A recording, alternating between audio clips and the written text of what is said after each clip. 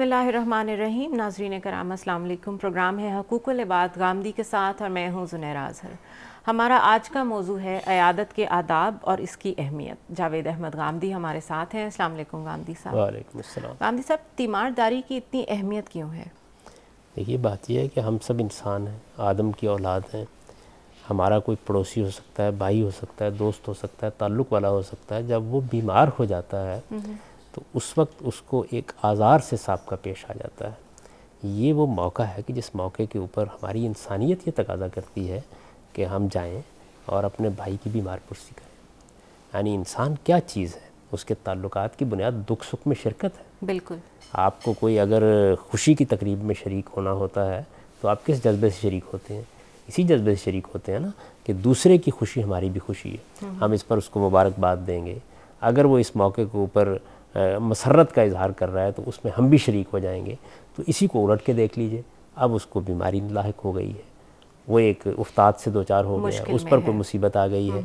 अगर फ़र्ज़ कर लीजिए कि ये सूरत पैदा हो गई है तो उसका हक़ बनता है कि हम अपने भाई की बीमार पुरसी के लिए उसके पास जाएं, उसको पूछें। हो सकता है उसको हमारी मदद की ज़रूरत हो, दो मोहब्बत के कलमे ही सही उसकी नज़र कर दें, थोड़ी देर के लिए उसके पास बैठेंगे तो हो सकता है कि उसकी तकलीफ़ में इससे कमी हो जाए। इंसान सिर्फ एक जिस्म ही नहीं है, उसके साथ वो एक गैर मामूली शख्सियत भी अपने अंदर रखता है और वो शख्सियत अपने बड़े नफ्सियाती अवामिल रखती है।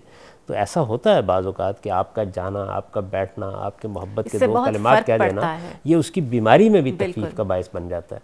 अब तो जो जदीद तहकीकात हुई हैं उससे ये मालूम होता है कि बीमारी और तकलीफ़ में आपका नफ्स भी गैर मामूली किरदार अदा करता है। और माहिरीन नफ्सियात हमको बताते हैं कि जब आप किसी इंसान के साथ कोई मामला करते हैं और वो मामला उसके नफ्स पर असरअंदाज होता है तो उसके असरात जिस्म तक भी पहुँचते हैं। तो इस वजह से हो सकता है कि बीमारी तो जिस्मानी हो, लेकिन ये कि उस बीमारी के लिए जो इरादा अंदर अल्लाह ताला ने दिया है और जिस इरादे के ज़रिए से बहुत सी कुव्वतें पैदा होती हैं और वो बीमारी पर कंट्रोल करने में मदद करती हैं, आपका दो घड़ी के लिए उसके पास बैठना उसमें माविन हो जाए। सही। ये बताइए कि इसके बारे में कोई आदाब और अहकामात कुरान पाक में जो आए हैं वो क्या? कुरान मजीद ने तो इसको मौजू नहीं बनाया, लेकिन बहुत सी रवायतों में रिसालत में आप सल्लल्लाहु अलैहि वसल्लम ने इसकी तरफ तवज्जो दिलाई है। देखिए, बात यह है कि कुरान मजीद का उसलूब यह है कि वो उसूली चीज़ें बयान करता है। यानी जब उसने आपको ये बता दिया कि आप सब के सब आदम की औलाद हैं और आपके माबैन अल्लाह ताला ने एक अखुवत का रिश्ता कायम कर दिया है, फिर ये अखुवत दीनी अखुवत में बदल जाती है। जब एक मुसलमान भाई के साथ आपका ताल्लुक तो उसके कुछ तकाज़े होते हैं, तो ज़ाहिर है उसके कुछ तकाज़े होंगे। इन तकाज़ों को रसूलुल्लाह सल्लल्लाहु अलैहि वसल्लम भी बयान फरमाते हैं और आम सालिहीन भी इसको देखते हैं। उसमें सबसे अहम चीज़ ये है कि आप जब भी किसी भाई के पास जाएँ तो उसके हालात का लिहाज करके जाएँ, उसकी खुशनुदी को पेश नज़र रखें, ना कि अपनी किसी सहूलत को पेश नज़र रखें। आप जब जाते हैं और जाकर कोई बात उससे कहते हैं तो ऐसी बात कहें कि जो उसके लिए उसकी बीमारी को दूर करने का बायस बने, ना कि उसको बढ़ा देने का बायस बन जाए। हमारे यहाँ आम तौर पर इस मामले में बड़ी गलतियाँ भी होती हैं। यानी एक आदमी बीमार पड़ गया तो बसा औकात हम उसके करीब हुजूम कर देते हैं, जितना आराम उसको मिलना चाहिए वो आराम भी उसको नहीं पहुँचने देते, उसकी दवा के औकात में भी बाज़ औकात मुखिल हो जाते हैं। जाते हैं तो ख़ुद अपनी एक पटारी खोल के बैठ जाते हैं, बाज़ मौक़ों के ऊपर दवाएँ तजवीज़ कर करके उसका हाल ख़राब कर देते हैं। तो इन सारी चीज़ों का लिहाज करना चाहिए और ये वो आदाब हैं कि जो अक्ल आम भी कहती है कि मलहूज़ रखने चाहिए। जब भी आप किसी की आदत के लिए जा रहे हैं, यानी थोड़े वक्त के लिए जाइए, उतनी देर बैठिए जितना एक मौजू हो, उसके घर वालों के लिए मुसीबत न बन जाइए। और फिर ये कि दूसरों के लिए आप सहूलत लेके जाएं, ना कि ख़ुद अपना बार उनके ऊपर डाल दें। ये सारी चीज़ें मलहूज़ रख के अगर आप इयादत करते हैं तो इयादत एक बहुत बड़ी चीज़ है और हुजूर ने इसकी बड़ी तलकीन फरमाई। नाज़रीन, बात सिर्फ यहीं पर ख़त्म नहीं होती, हम ब्रेक पे जाएंगे और ब्रेक के बाद ये डिस्कस करेंगे कि वो हमारी कौन सी हरकत व सुकनात होती हैं जो हम अपनी तरफ से तो इयादत के लिए जाते हैं और उस वक्त कर रहे होते हैं, लेकिन वो दूसरे के लिए तकलीफ़ का बायस बनती हैं। हमारे साथ रहिएगा। It's time for a short break.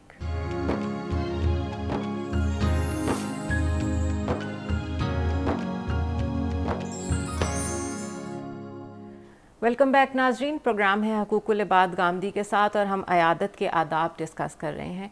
गामदी साहब, बाज़ ये होता है कि आजकल के दौर में ख़ास तौर पे हम किसी की अयादत को चले भी जाते हैं तो हम जहन में ये रखते हैं कि हम उस पर एहसान कर रहे हैं, जबकि ऐसा है नहीं। जब हम जाते हैं तो पहले उसके घर वाले परेशान होते हैं और हम ये एक्सपेक्ट कर रहे होते हैं कि वो हमारी खूब आओ भगत करेंगे, और अगर ऐसा नहीं होता तो हम इस चीज़ को दिल में रख के बैठ जाते हैं। ये कैसा रवैया है? ज़ाहिर है कि ये गलत रवैया है। इसके मतलब ये है कि हम इयादत के लिए आए ही नहीं। یعنی ہم اصل میں ایک رسم نبھانے کے لیے آئے ہیں. اگر عیادت مذہبی اور اخلاقی جذبے سے ہو رہی ہے تو پھر تو آدمی کو ایسی چیزوں سے بے نیاز ہو کر جانا چاہیے. صحیح. میں نے اسی لیے اس سے پہلے بھی عرض کیا تھا کہ آپ صحیح وقت کا انتخاب کریں. یعنی ایسا وقت نہیں ہونا چاہیے جو دوسروں کے لیے گرانی کا باعث بن جائے.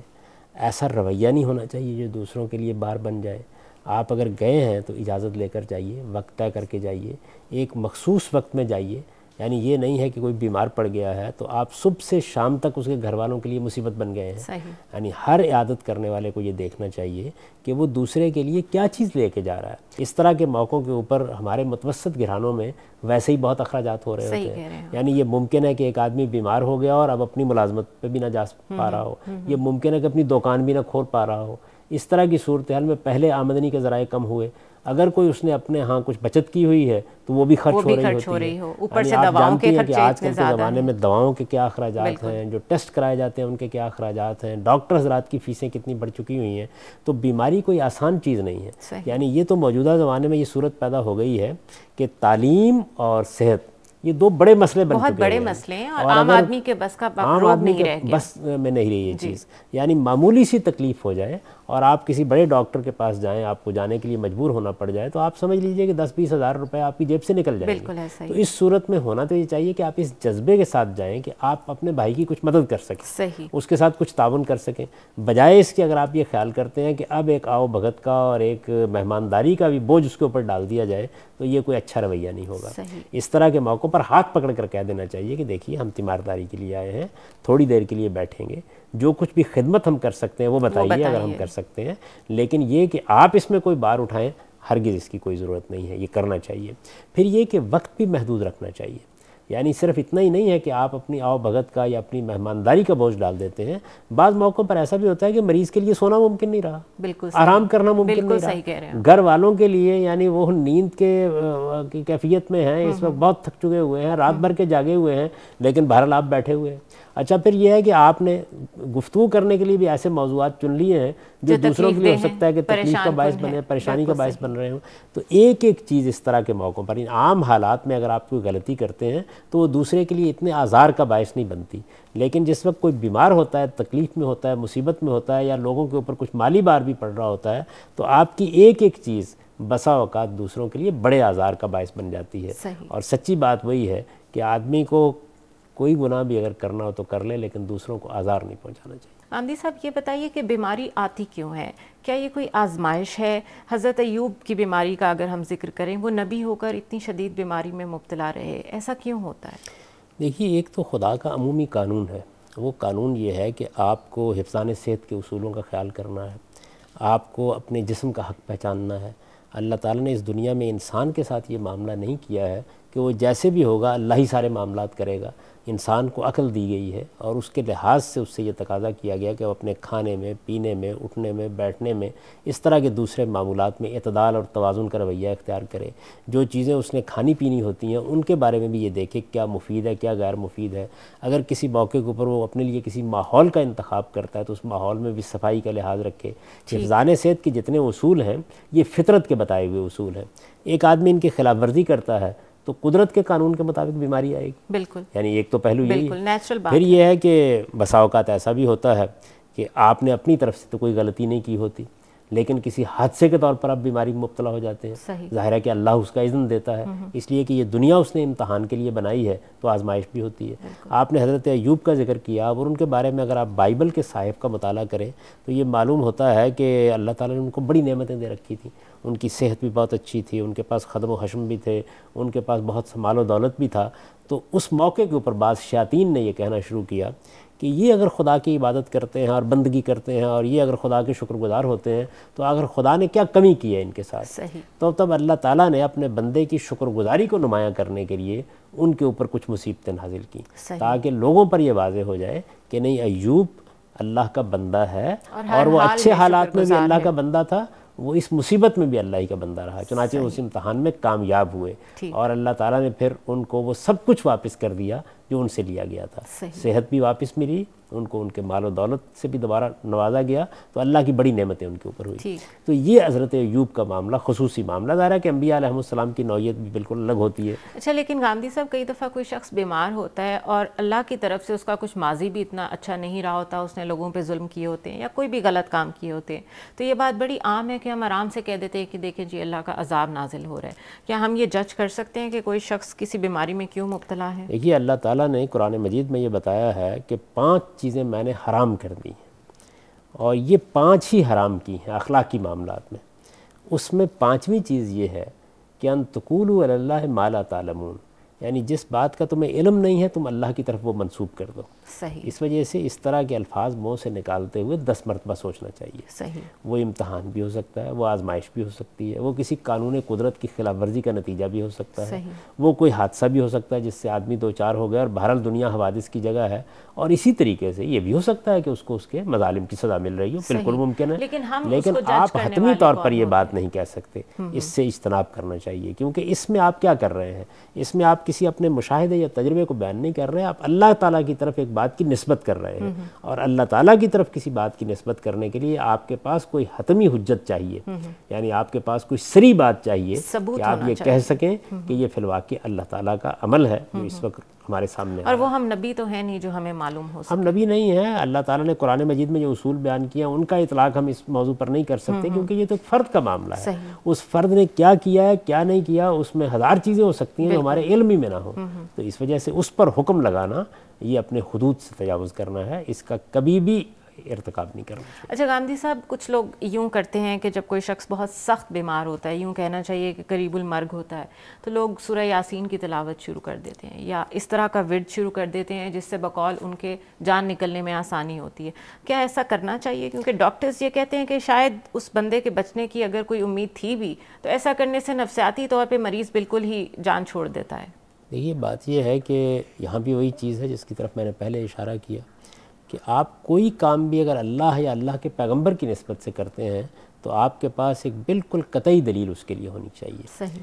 تو یہ جو کچھ بھی کیا جا رہا ہوتا ہے اس کے حق میں نہ قرآن مجید میں کوئی چیز ہے نہ کسی صحیح حدیث میں ایسی کوئی بات بیان ہوئی ہے. ٹھیک. تو جب کوئی اس طرح کی چیز نہ ہو تو پھر آپ اپنی طرف سے دین نہیں بنا سکتے کسی چیز کو. اس طرح کے موقعوں کے اوپر بڑی احتیاط کرنی چاہیے, ڈاکٹر کے مشورے سے کوئی اقدام کرنا چاہیے, نفسیاتی لحاظ سے بھی دوسروں کے لیے تسکین کا باعث بننا چاہیے. اگر آپ کوئی اچھی بات قریب میں کر رہے ہیں تو بہرحال وہ اچھی بات دوسرے کے لیے اس وقت تلقین کا ذریعہ بن سکتی ہے. اس طرح اگر فرض کر لیجئے کہ کچھ لوگ اللہ تعالیٰ کی کتاب کی تلاوت شروع کرتے ہیں یا اور اس طرح کی کوئی چیز کرتے ہیں تو ان کو بھی یہ تاثر نہیں دینا چاہیے کہ اس وقت ہم دنیا سے رخصت ہو رہے ہیں اس وجہ سے ہم یہ معاملہ کر رہے ہیں, بلکہ ایسا ہی طریقہ اختیار کرنا چاہیے کہ جس میں کم سے کم ان کی طرف سے امید کا دامن ہاتھ سے نہ چھوٹے. ٹھیک ہے ناظرین, ہمارے ساتھ رہیے گا. We will go for a very short break.